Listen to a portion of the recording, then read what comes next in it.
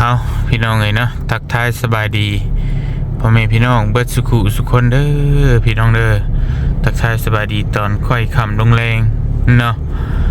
ช่วงนี้ก็ตอนแรงๆแล้วพี่น้องเอ้ยเนาะพอดีพอเตียงไปส่งน้องมีแล้วเนาะพี่น้องเนาะฮอดห้องฮอดหอแล้วเพราะว่าน้องหนิงส่งมาพี่น้องเอ้ยว่าเฮาเดือดร้อนอยากใส่เงินว่าฉันบ่ทวงบ่ทันเพิ่นว่าอยากยืมเงิน300,000กีบบ่เตียงกันจักสิว่าจังได๋พี่น้องเอ้ยเนาะก็เลยเห็นน้องเพิ่นเดือดร้อนเนาะก็เลยเล่นลงมาพี่น้องเอ้ยเอาเงินให้น้องเพิ่นก่อนเดี๋ยวมาถามข่าวเพราะว่าเป็นหยังอยากได้เงินไปเฮ็ดหยังเนาะเงินบ่มีเงินชื่อเขาหรือว่าจังใดก็บ่ฮู้พี่น้องเอ้ยเนาะไปสงสัยบ่ทวงบ่ทันหรือว่าจังใดเนาะทางก็อยากมืดๆนี่พี่น้องเอ้ย7 โมงเลยทุ่มหนึ่งในตอนนี้ก็ได้เล่นเบิ่งน้องเพิ่นก่อนเนาะไป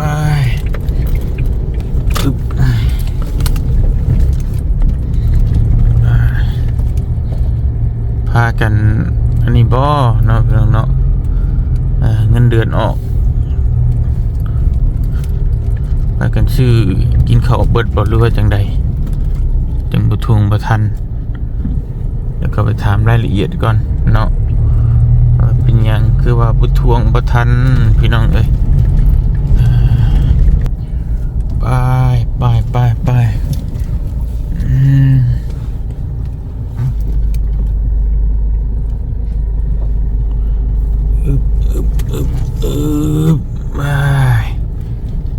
พี่น้องเอ้ย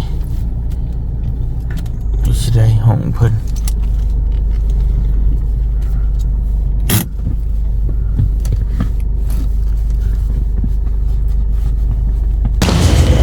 อากาศดีมื้อนี้พี่น้องเลยก็เลิกเวียกเลิกงานสบายดีเด้อพากันนั่งดินบ่กินข้าวน้ำซ้ำปลาแล้วบ่พี่น้องเลยเลิกเวียกเลิกงานใช้แถมเอาเขามานั่งน้ำกันผีมาย่านได้เอาเขาผู้เดียวเฮ้ย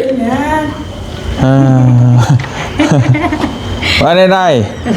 สบายดีใส่ชุดชินอนล่ะบ้าฮะพี่ชินอนตัวเว้งแท้เห็นว่าเขาไม่ปลามันก็ได้เนาะจะค่ำนี่ใส่ชุดนอนแหละ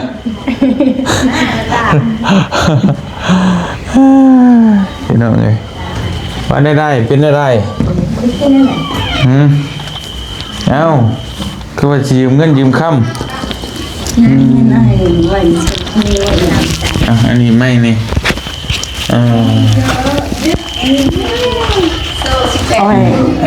มันบุกุมเดือนจากเงินหมดบ่ทันบ่เดือนสิ้นใจเลยสิ้นเดือนสิ้นใจเข้าใจอยู่จ่ายห้องแล้วก็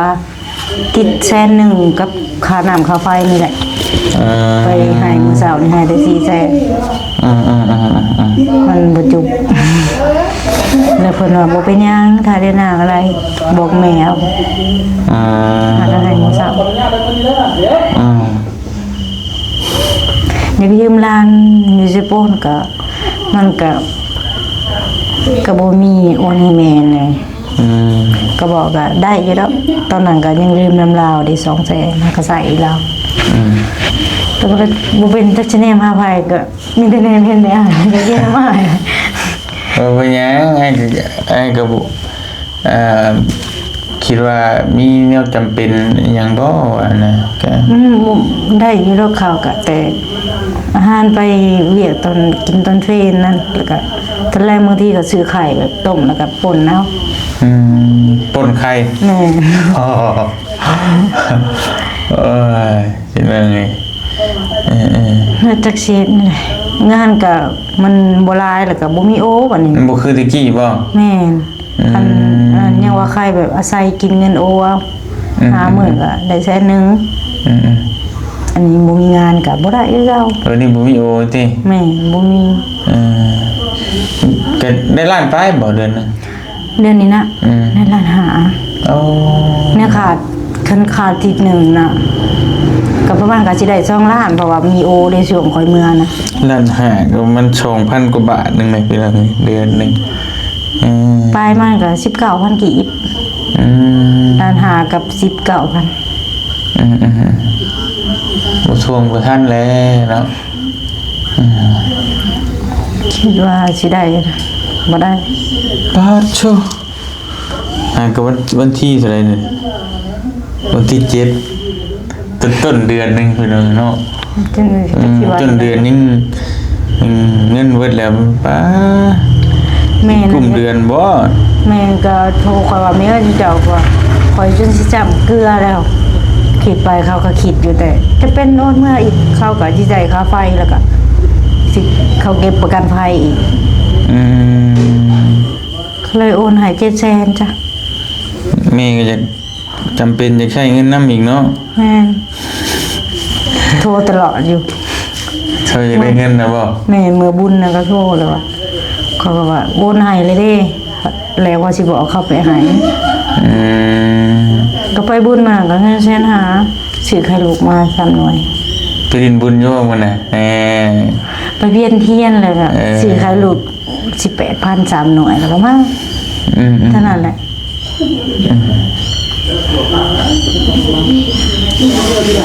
อ่านมาคนเดียวอ่ะ แม่นไปส่งไอ้มิกอยู่ห้องได้เด้แต่ว่าได้เห็นน้องส่งบอกส่งไว้อยากยืมเงินก็ได้เล่นมาเลยอยากได้เท่าไหร่เงิน 300,000นั่นแหละ 300,000 เนาะ มันสิพอกินบ่300,000 โมโหเดือนนี้คำบุขาดเบี้ยแล้วมีโอบางทีก็ได้2 ล้านแล้วก็สิใช้ไง ชื่อกินเบิดเท่าไหร่เดือน บ นึง อนซึ่งก็บางทีก็20,000บางทีก็30,000นี่แหละเพราะว่ามาตอนแรงเนี่ยไปบื้นก็ซื้อตอนเช้านี่กินแกงเห็ดเนี่ยซื้อไว้ดิไปแสะเย็นไอ้กินแล้วผัดไปแล้วก็แวะซื้อของกินในตลาดนั่น4,000หมกปลานั่นแหละแล้วก็มดผัดมาตะแรงอีกบ่มี มันต้องได้ชื่อตลอดเนาะ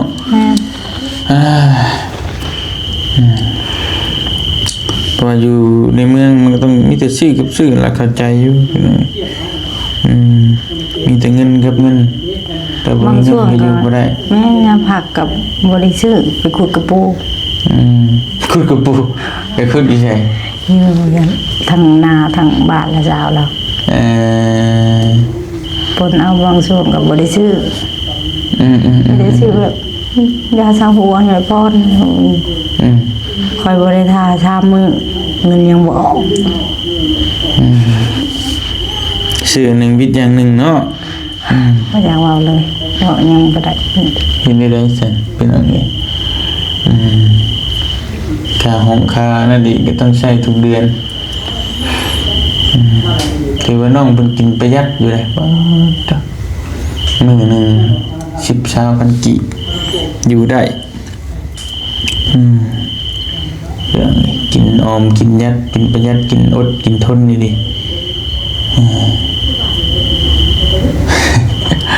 เขามีอยู่บ่ ก็ยังเลยแต่ก็บ่เหมือนนั้นเพิ่นสิเอามาตีละสาวละบอก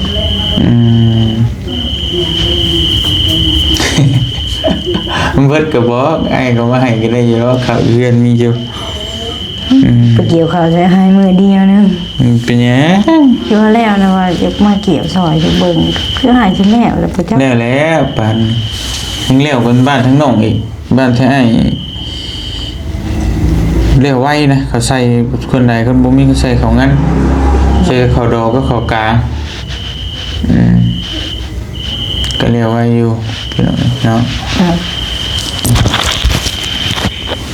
ก็ได้อยู่สำข้าวกินอีหยังต่างๆนั่นแหละพอได้อยู่ดอกพี่น้องเอ้ย เงินเดือนก็โอ้ยเนาะจนเมื่อยนำอยู่ได้เดือนละล้านปลาย คัน 2-3,000 ช่วง บาท คือให้อ้ายไปหาเอาเกี่ยวข้าวนั่น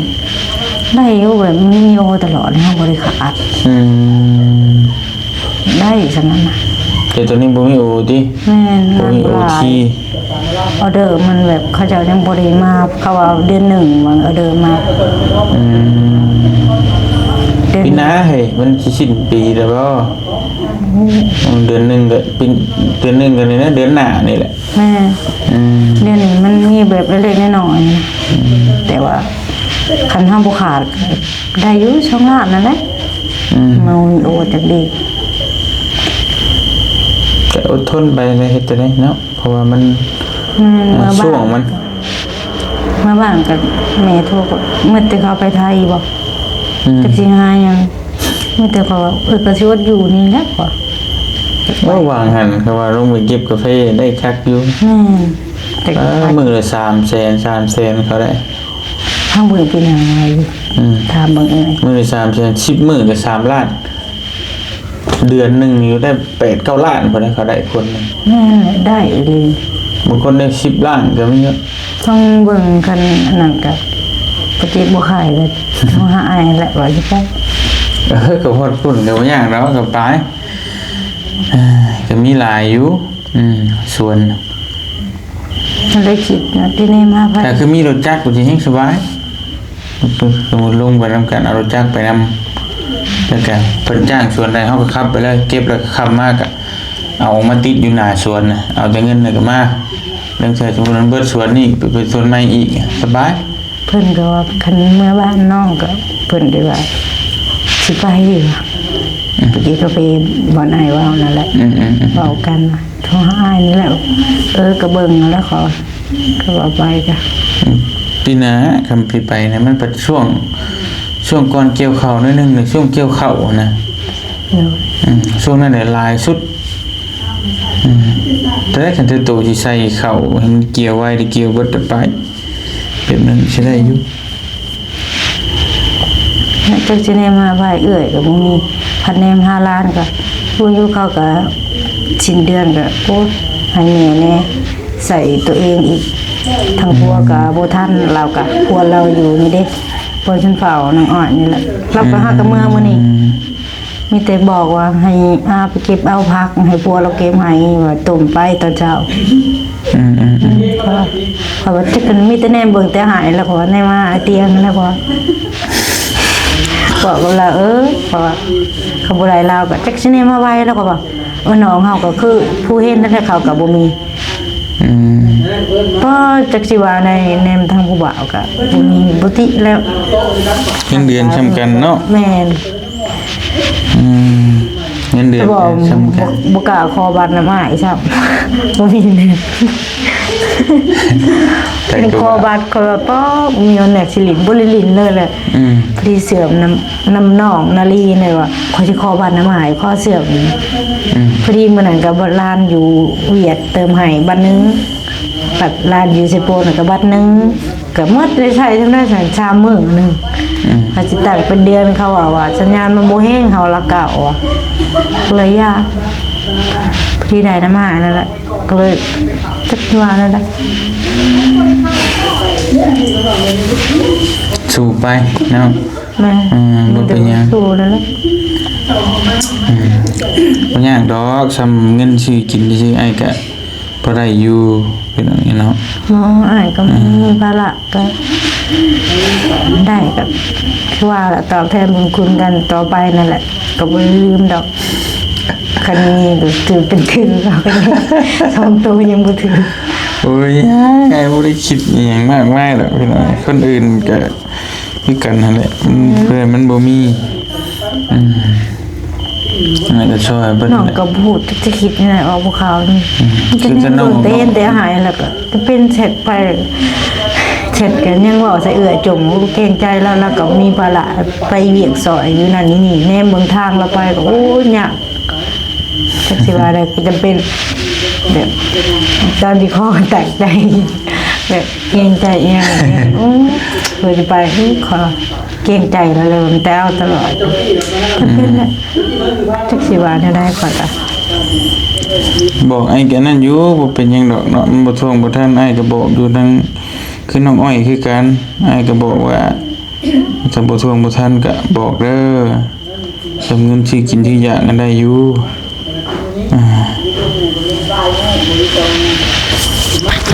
จะได้300,000ติ นั่นแหละอย่างออนไลน์ สิพอซื้อบ่300,000ไอ้เงินกีบบ่หลาย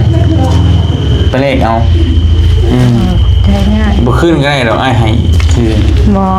เอาชื่อกินแรกก็ชื่อกินดอกเป็นยัง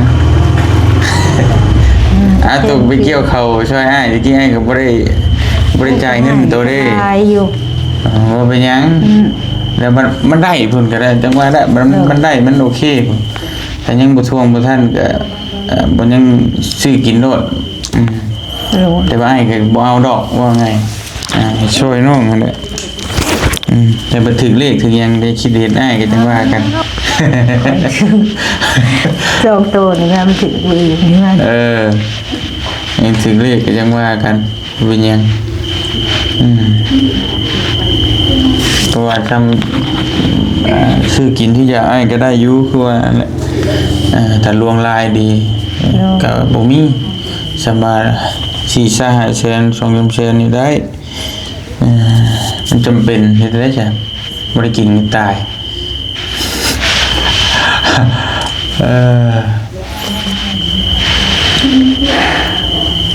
กุ้มอยู่บ่เดือนท่านได้บ่1,000ซื้อได้บ่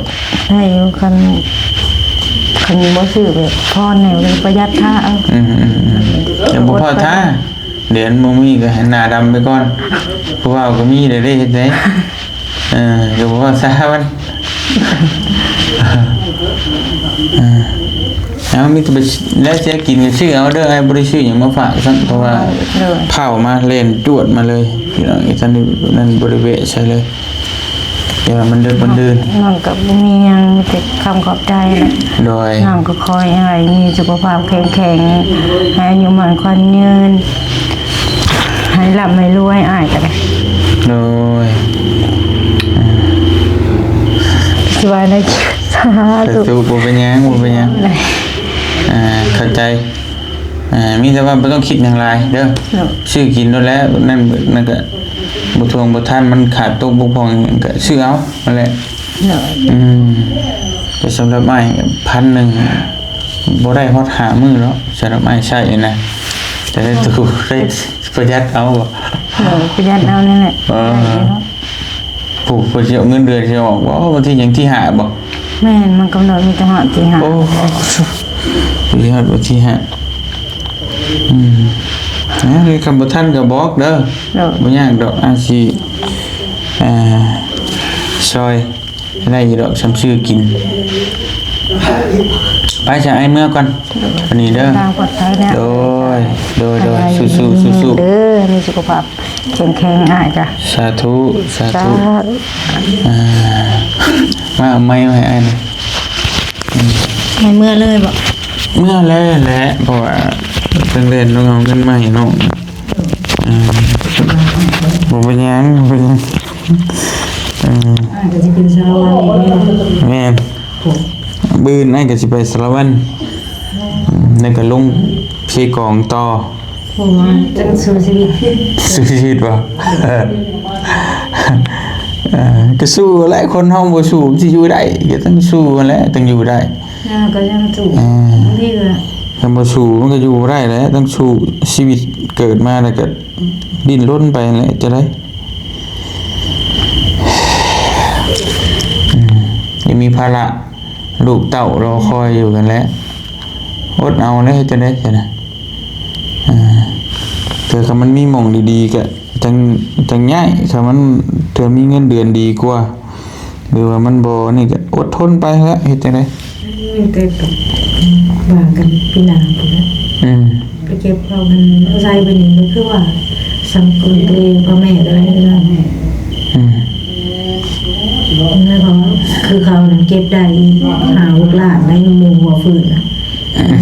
บ่มีภาระคือโตแล้วมีภาระก็สบายได้เก็บบ่ได้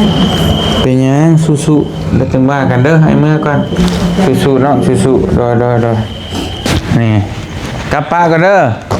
โดยพากันนั่งซุ่มกันบ่ใครอยู่เนาะมีคนฮู้จักหมู่คู่ก็พอได้บ่เหงาแน่โอ้โตอันนี้เฮ็ดมาเพื่อคือสิมานสิ้นดาดอยู่เนาะมานอยู่บ่ได้คนละคนอยู่อ๋อเท่านั้นดิ คักอยู่ ออกกันเรียบร้อยเลยเนี่ย เดือนละเทื่อบ่คนอยู่ คักเฮ็ดงานในแสงเสียเจ้าเฮ็ดงานในแสงนำกันเนี่ยบ่บ่อยู่คนละบนเลยตุ๊กตาโอ้หอยเอามาฝากจักตัวนึงบ่เดี๋ยวเฮ็ดตุ๊กตาจิเฮ็ดเลยบ่หรือว่าจังได๋เนาะไปตุ๊กตาส่งของเราออกเลยตุ๊กตาน้อยมันเข้าไปชัดมาปุ้งในงานบุญงานหยังแม่นบ่บ่แม่นคนละตุ๊กตาใช่เนาะคือตุ๊กตานั่นโอเคไปสักกลับกันเด้อโดยอยู่ดีมีแห้งไปโดยไปบ่เตียงขอตัวเดินทางกลับก่อนพี่น้องเอ้ยพอดีเอาเงินมาให้น้องนิงเพิ่นนั่นแหละเนาะเพิ่นก็บ่มีเงินบ่ทวงบ่ทันว่าซั่นเอ้าก็เอาให้เพิ่นมายืมนั่นแหละเพิ่นบ่แล้วสิคืนแต่ว่าบ่เตียงก็บ่จะได้ดอกเนาะแต่ว่าให้น้องเพิ่นได้เพิ่นหยังเพิ่นจะคืนก็บ่ว่ากันแต่ว่าบ่เตียงก็บอกเพิ่นแล้วว่าบ่เอาดอกบ่เป็นหยัง ก็ช่วยกันอีตนเนาะไปเดินทางกลับก่อนอยู่ดีมีแฮงบ่สุขทุกคนพี่น้องเอ้ย